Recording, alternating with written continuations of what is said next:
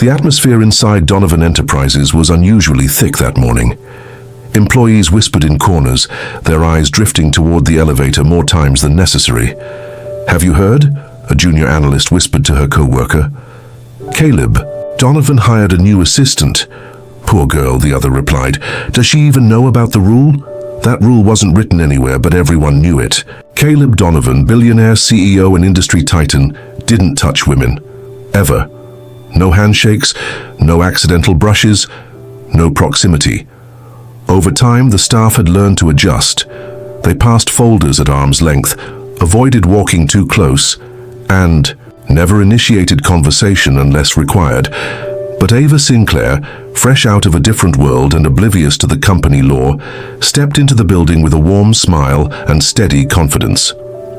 Dressed in a smart blazer and holding her orientation folder, she had no idea what kind of reputation her new boss had. By 9:15 a.m., Ava was summoned.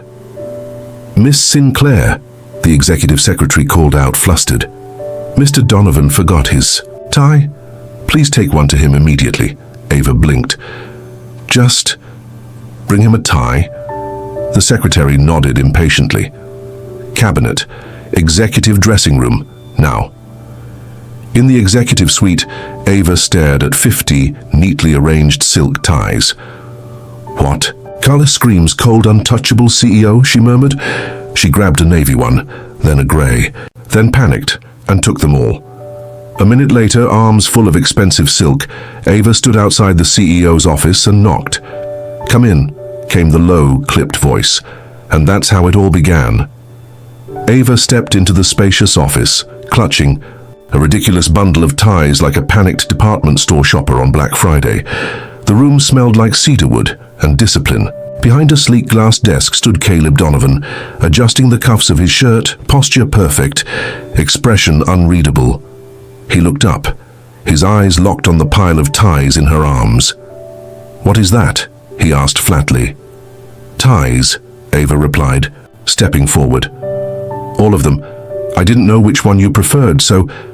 She dumped the collection onto his desk, scattering colors and patterns like a display gone wrong. Caleb stared for a long moment. Then, with a breath that sounded like he was recalibrating his entire existence, he said, "Give me one." Ava reached out, grabbed the first tie her hand landed on, navy blue with tiny ducks. "Not that one," Caleb said.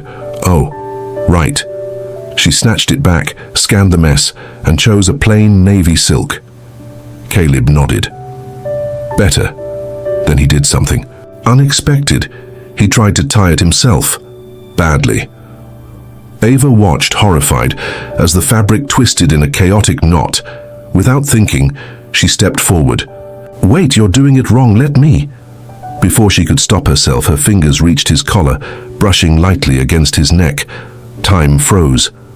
Caleb's body stiffened like every muscle had locked, and then, as if she had electrocuted him, he jerked back so violently that a paperweight rattled on his desk.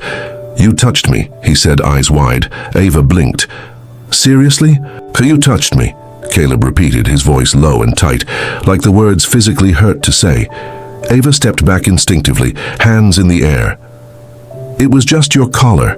Relax, I'm not radioactive." But Caleb wasn't listening.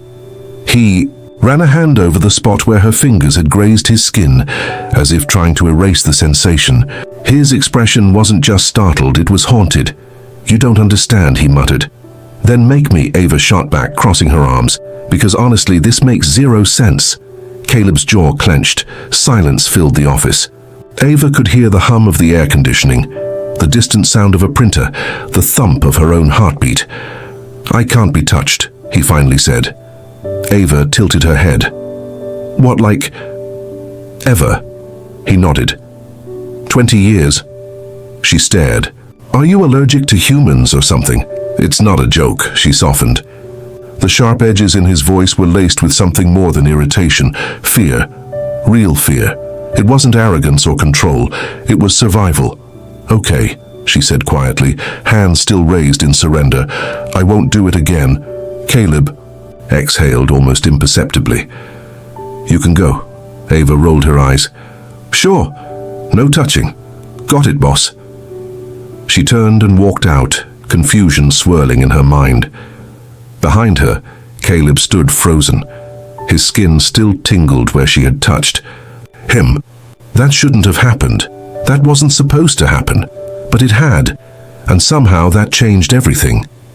Caleb Donovan couldn't concentrate. The quarterly earnings report stared back at him from the screen, but the numbers blurred together, meaningless. For someone who usually devoured spreadsheets before his morning espresso, this was unfamiliar territory, all because of one moment, one touch. He had been certain that his body would react like it always had. Tension, revulsion, the desperate need to retreat, but Ava's touch had felt neutral. No, not just neutral. It had been warm, gentle, unexpectedly grounding, and that terrified him more than if he'd felt nothing at all. He looked up, gaze unintentionally drifting through the office glass walls. Across the hall, Ava sat at her desk, hunched over a report, lips slightly parted in concentration.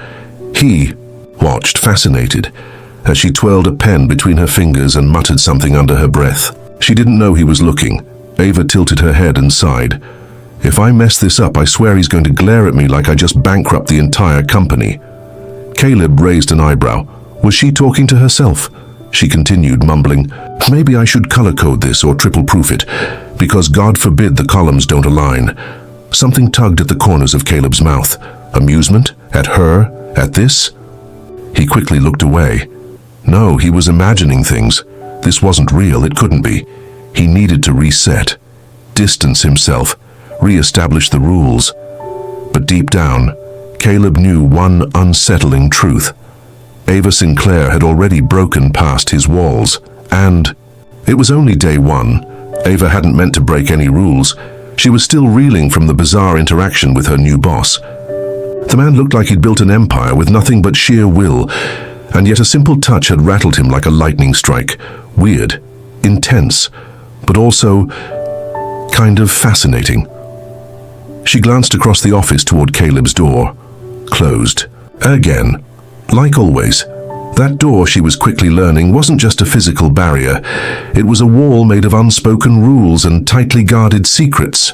Still, Ava wasn't the type to tiptoe forever. When Caleb's secretary buzzed her line that afternoon, she answered quickly.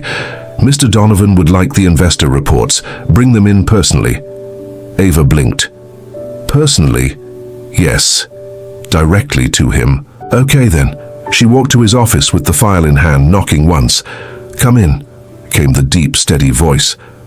When she entered, Caleb stood by the window, city skyline glowing behind him like a modern throne. He turned, his face unreadable. As ever, Ava stepped forward. Here's the report you requested. He reached out. She hesitated, just for a second, but extended the file. Their fingers brushed again. Nothing dramatic happened. No flinch. No retreat, but his jaw tightened. One of the pages slipped from the file and fluttered to the floor. They both bent down, at the same time. Foreheads bumped. Sorry. Ava laughed, rubbing her head. Caleb straightened slowly, gaze fixed on her. She was laughing, and for the first time in years he didn't want her to stop. Caleb Donovan prided himself on control. It was his shield, his armor, his currency in the world of billion-dollar decisions. But ever since Ava Sinclair walked into his office with her unfiltered laugh and uninvited touch, control had begun to slip through his fingers. After the forehead bump, she joked, teased, called him dramatic with a grin that lingered too long, and he hadn't stopped her.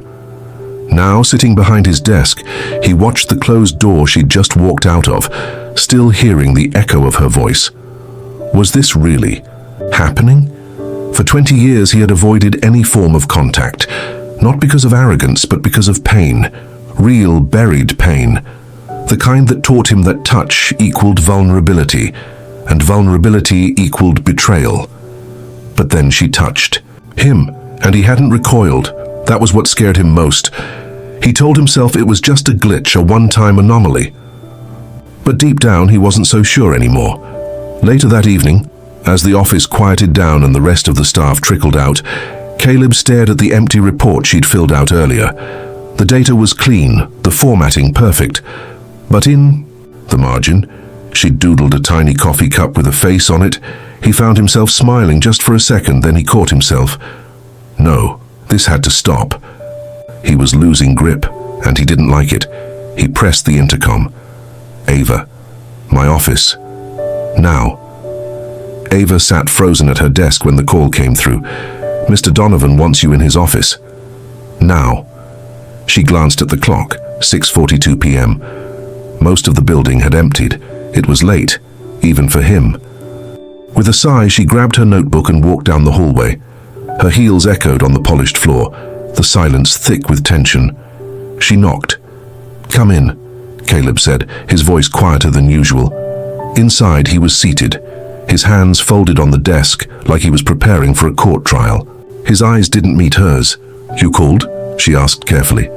He nodded and pushed a paper toward her. There's a formatting issue on this table. She leaned forward, squinting. Oh, yeah, I missed a column alignment. You're usually more precise, he said flatly. Wow, she said, straightening. You called me in at nearly 7 p.m. over a crooked column. His tone sharpened. Professional standards matter. Ava blinked, then narrowed her eyes. Or maybe you're just trying to re-establish some kind of distance. Caleb's jaw twitched. Look, she said, voice softening. If this is about earlier, the bump, the touch, whatever. I didn't mean to make you uncomfortable. You didn't, he said too quickly. Then what is this? Silence. Caleb didn't answer. Instead, he looked at her like she was the one puzzle he couldn't solve. And for the first time, Ava saw it. Behind all the control, there was fear. Not of her, but of himself. The next day, Caleb tried to go back to normal. He buried himself in meetings, spreadsheets, and market calls. Anything to avoid Ava's laugh echoing down the hallway, or the memory of how easily she saw through him the night before. But Ava was everywhere. She didn't hover, didn't push. If anything, she gave him exactly what he claimed to want: distance. She spoke only when necessary, kept interactions strictly business. She didn't even glance at him when they passed in the hallway. And for some reason that infuriated him. It was during a break between meetings that he saw it. She was standing by the break room holding a coffee cup, laughing at something Noah Hayes, his head of finance, was saying. Noah leaned a little closer, clearly enjoying her company. Ava tossed her hair back and laughed again, bright and unguarded. Something inside Caleb twisted. It wasn't rational, it wasn't professional, but it was there. Jealousy. Sharp. Unexpected. Unwelcome. He stepped back into his office and slammed the door a little harder than necessary. Why did it matter? Why did it bother him that Ava could laugh so freely with someone else? He wasn't hers. She wasn't his. She was just his assistant.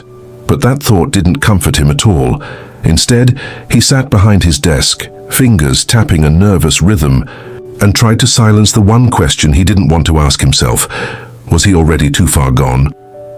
By late afternoon, Caleb had lost all patience. Every time he looked up, Ava was still talking to Noah. Maybe not constantly, but enough. Enough to make something simmer under his skin. He told himself it didn't matter. He told himself it was nothing, but he wasn't listening anymore. The moment he saw Noah place a casual hand on Ava's shoulder, something inside him snapped. He stood up, walked straight out of his office, no plan, no script, just instinct.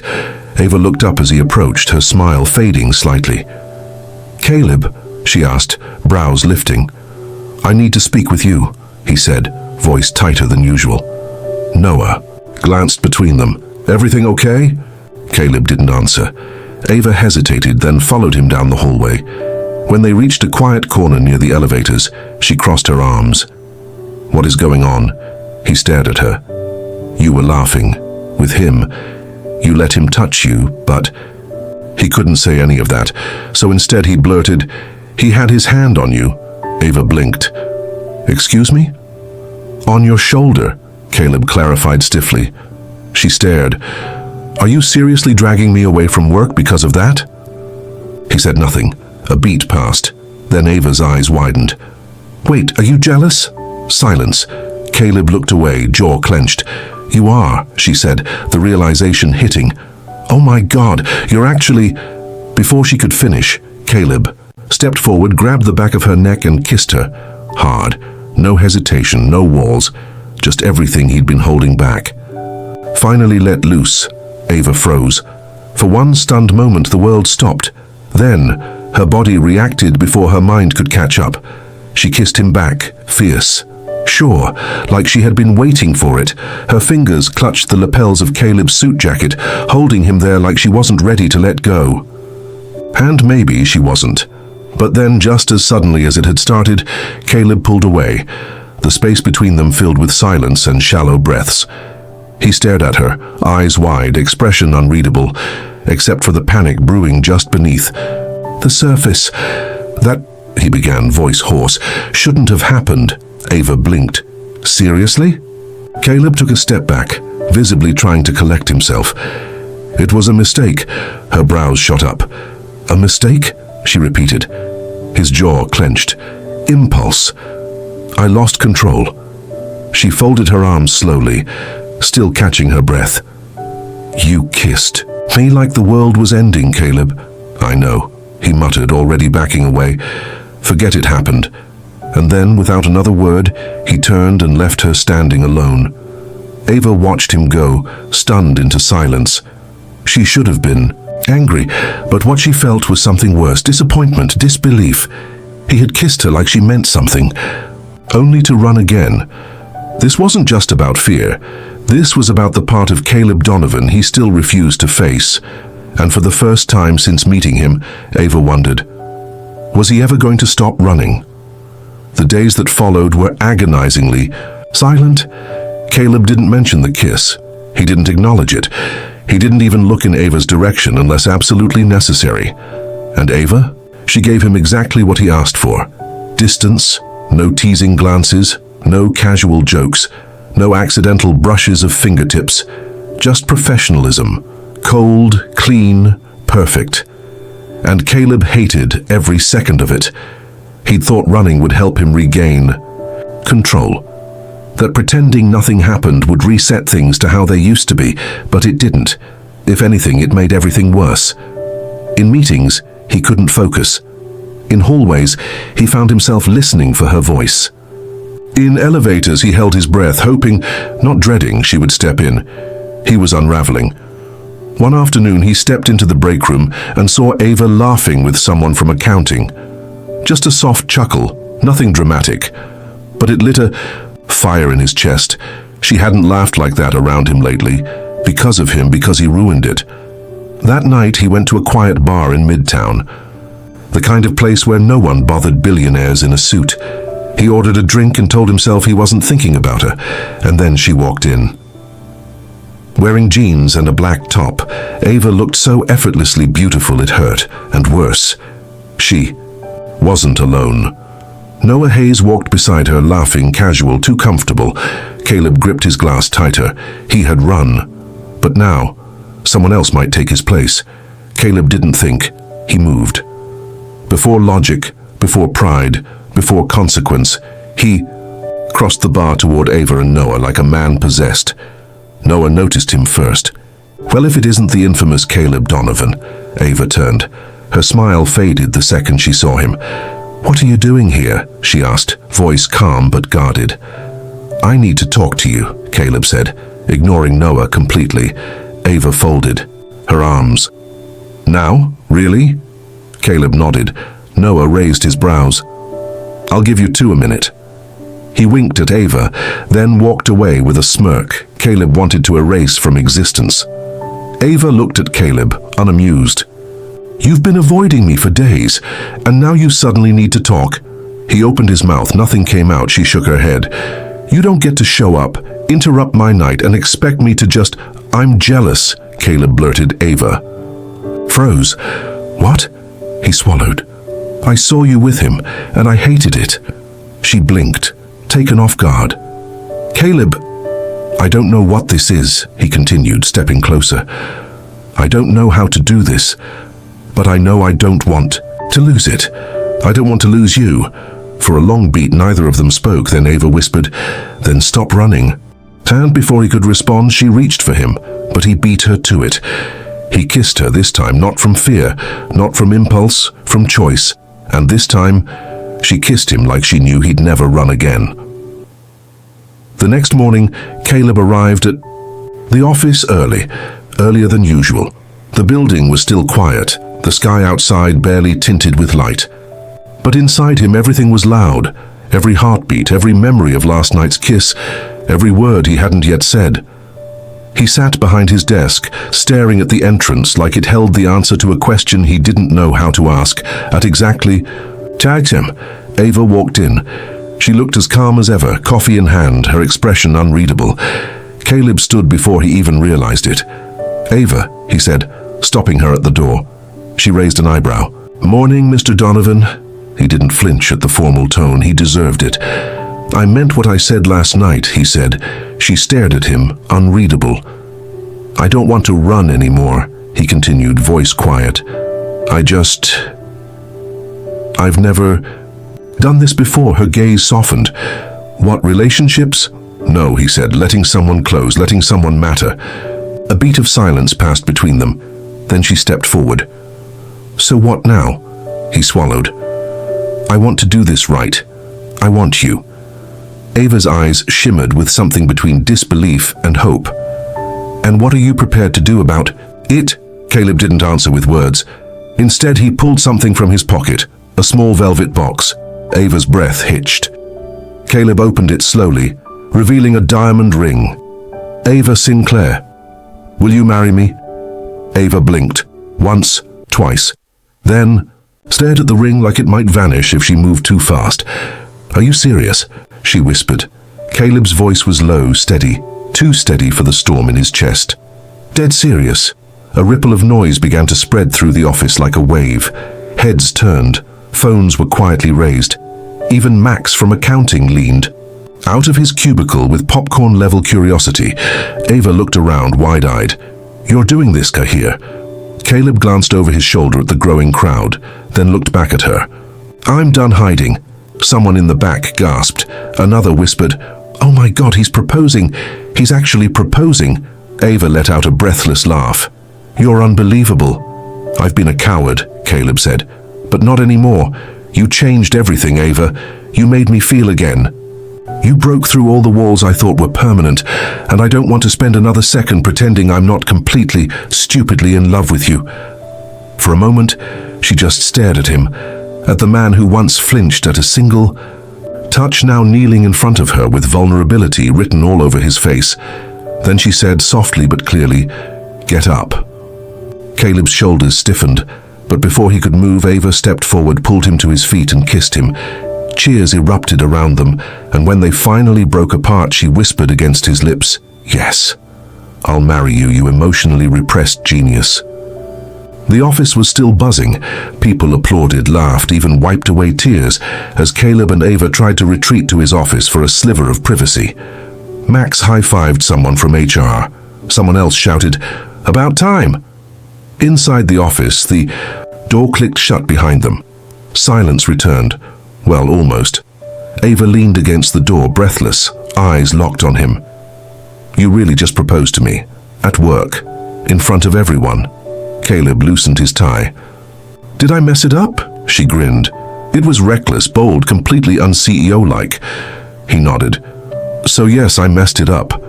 "No," she said, walking over to him. "You finally got something completely right." He exhaled, half relief, half disbelief. "I meant it," he said. "Every word." Ava touched his face gently. "I know." They stood there for a moment, suspended in something new, something terrifying, something real. For Caleb, this wasn't just a relationship, it was a transformation. The man who once refused to touch anyone, who built an empire of distance and control, had just shattered his own rule in the most public way imaginable. And somehow it felt right. Outside the office window, the city moved as always, fast, impatient, loud. But inside, time slowed. They had 100 things to plan, 1,000 details to figure out. But in that moment, none of it mattered. Ava rested her forehead against his and whispered, You ready for forever? Caleb smiled for real this time. With you, I'm finally ready for everything. The church was quiet, but Caleb's heart was anything but. He stood at the altar in a tailored black tuxedo, his palms slightly damp, a rarity for the man who once negotiated billion-dollar mergers without blinking. But this was different. Today wasn't about power or deals. Today was about her. The music began softly, strings and piano, and the doors at the back of the aisle opened. Ava appeared. Time stopped. She wore a simple ivory gown, elegant and understated, the fabric flowing like water with each step. Her hair was swept to one side, soft curls falling over her shoulder. No veil, no theatrics, just her, radiant, confident, and glowing with quiet joy. Caleb forgot how to breathe.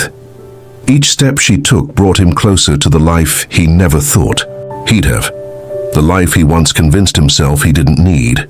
When Ava reached the altar, she gave him a sly smile. You look like you might faint. He let out a shaky laugh.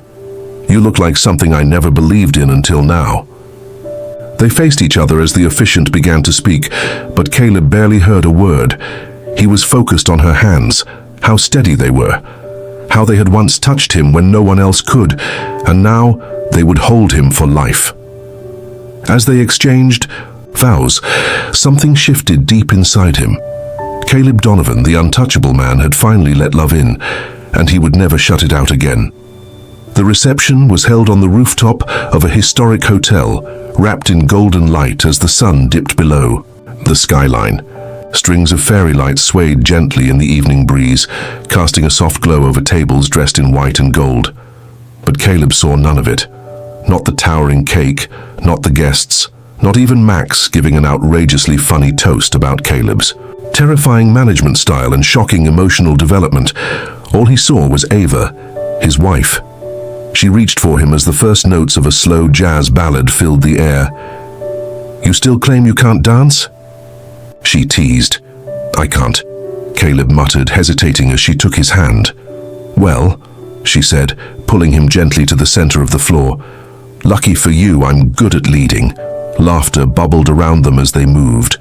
But then, silence, the kind that only existed between two people who had seen each other at their most guarded and stayed anyway. Caleb's hand settled at her waist, his other entwined with hers. I never imagined this, he admitted, his voice low. Not even once. I did, Ava whispered back. From the moment you flinched when I touched your collar, I knew. Knew what? That somewhere under all that armor, you were just waiting for someone who wouldn't let go. He closed his eyes, forehead resting against hers. I was, and in that moment, Caleb finally understood. The real strength wasn't in holding everything in. It was in letting someone in. Later that night, the rooftop was quiet again. Most of the guests had gone. Only the soft glow of string lights remained, dancing in the wind like floating stars. Caleb stood at the edge of the rooftop, his jacket off, his tie loosened, and Ava's hand wrapped firmly in his.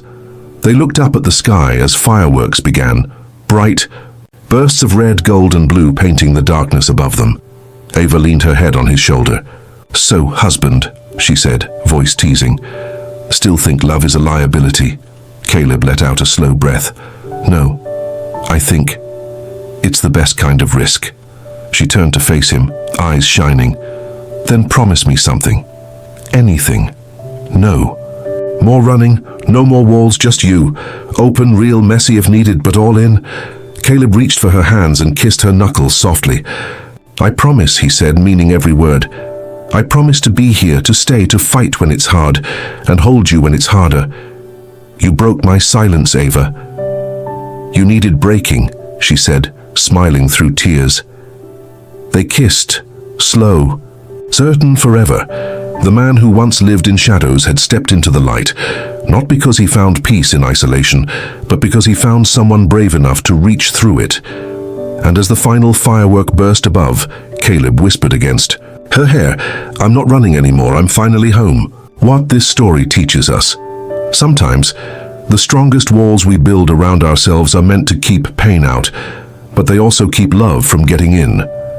Caleb Donovan spent 20 years believing that avoiding closeness would protect him from heartbreak. But healing doesn't come from distance, it comes from connection, from allowing someone to see the messy, scared, vulnerable parts of you and still choosing to stay. Ava Sinclair didn't break him.